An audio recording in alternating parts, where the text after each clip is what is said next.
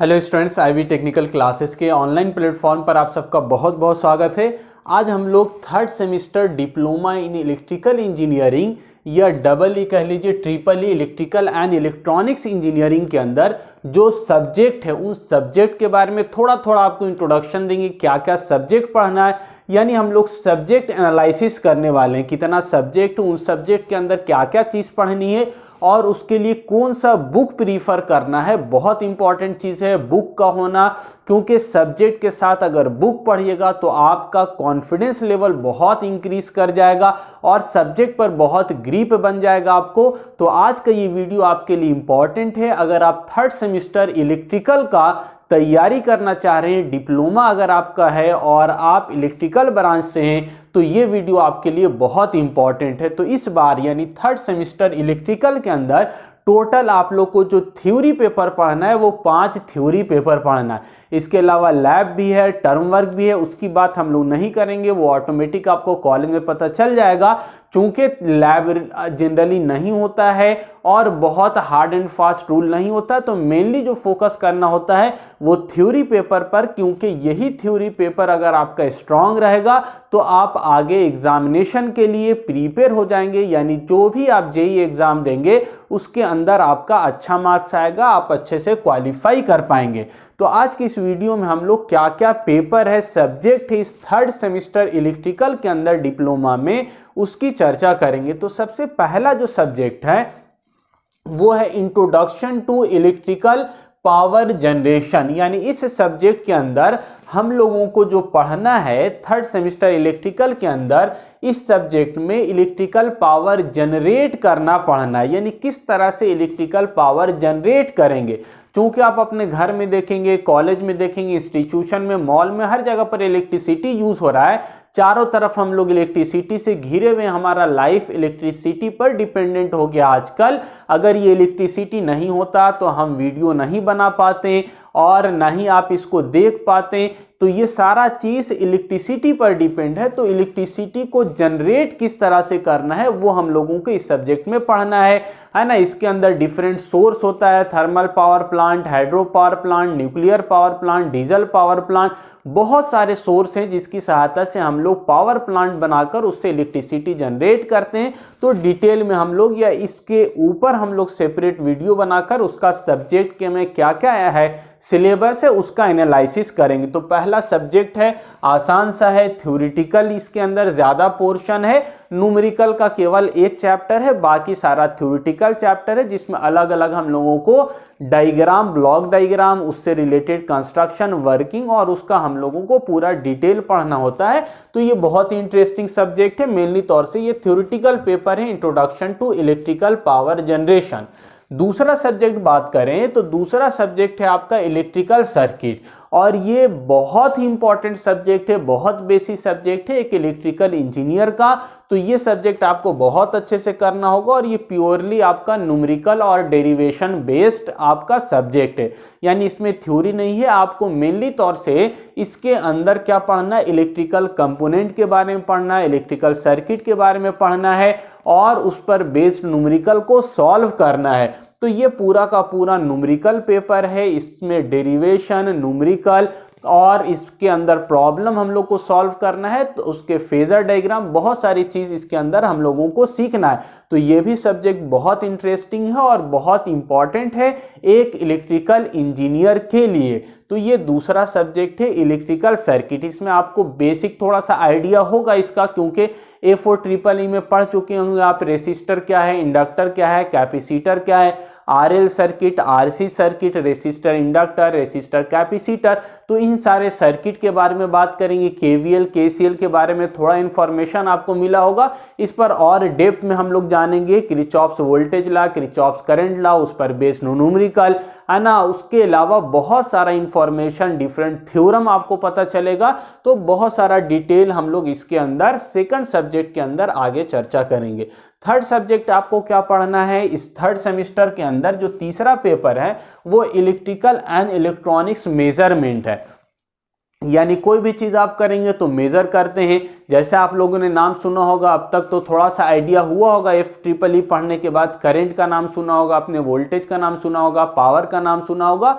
तो यहाँ पर उसको मेजर करना सीखना हमको। करंट को मेजर करने के लिए एमीटर, वोल्टेज को मेजर करने के लिए वोल्ट मीटर, पावर को मेजर करने के लिए वाट मीटर, फ्रीक्वेंसी को मेजर करने के लिए फ्रीक्वेंसी मीटर। तो बहुत सारे डिवाइस की बात करेंगे, उसके वर्किंग प्रिंसिपल की बात की जाएगी, उसके कंस्ट्रक्शन की बात किया जाएगा, ऑपरेशन की बात किया जाएगा।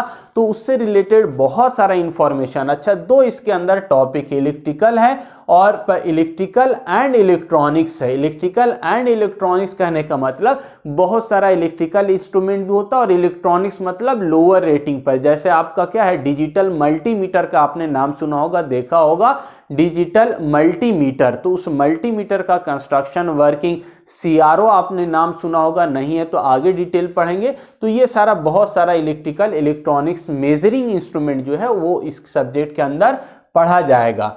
चौथा जो सब्जेक्ट है वो बहुत बहुत इंपॉर्टेंट है, इलेक्ट्रिक मोटर एंड ट्रांसफार्मर।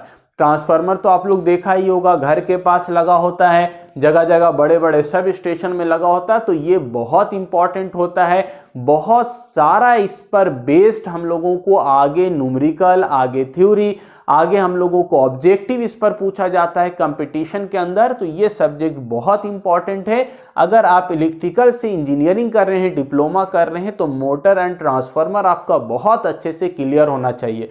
तो इसमें दो सब्जेक्ट मिला हुआ है, यानी दो बड़ा टॉपिक मिलाकर एक सब्जेक्ट बना दिया गया है, इलेक्ट्रिक मोटर। इलेक्ट्रिक मोटर के अंदर मेनली तौर से DC मोटर की बात किया जाएगा, DC series motor, shunt motor, बहुत सारा मोटर होता है जो कि इलेक्ट्रिकल सप्लाई को मैकेनिकल में चेंज करता है। तो इलेक्ट्रिकल मोटर के बारे में पढ़ेंगे, उसका कंस्ट्रक्शन, वर्किंग, उसके अंदर किस तरह से वाइंडिंग बांधा जाता है, रोटर, स्टेटर, बहुत सारी चीज आपको इसके अंदर जानना है, पढ़ना है। इसके अलावा ट्रांसफार्मर, तो ट्रांसफार्मर का कंस्ट्रक्शन, वर्किंग प्रिंसिपल, उसका EMF इक्वेशन, उसका वोल्टेज रेगुलेशन, बहुत सारी चीज इसके ऊपर, different type of transformer, single phase transformer, 3 phase transformer, बहुत सारी चीज आपको पढ़ना है और बहुत इंटरेस्टिंग सब्जेक्ट है। इस सब्जेक्ट को पढ़ने के बाद आपको वाकई इस इलेक्ट्रिकल ब्रांच से, इस इलेक्ट्रिकल यानी ट्रेड से आपको मोहब्बत हो जाएगी, इसमें आपको मजा आने लगेगा इस पूरे इलेक्ट्रिकल इंजीनियरिंग में।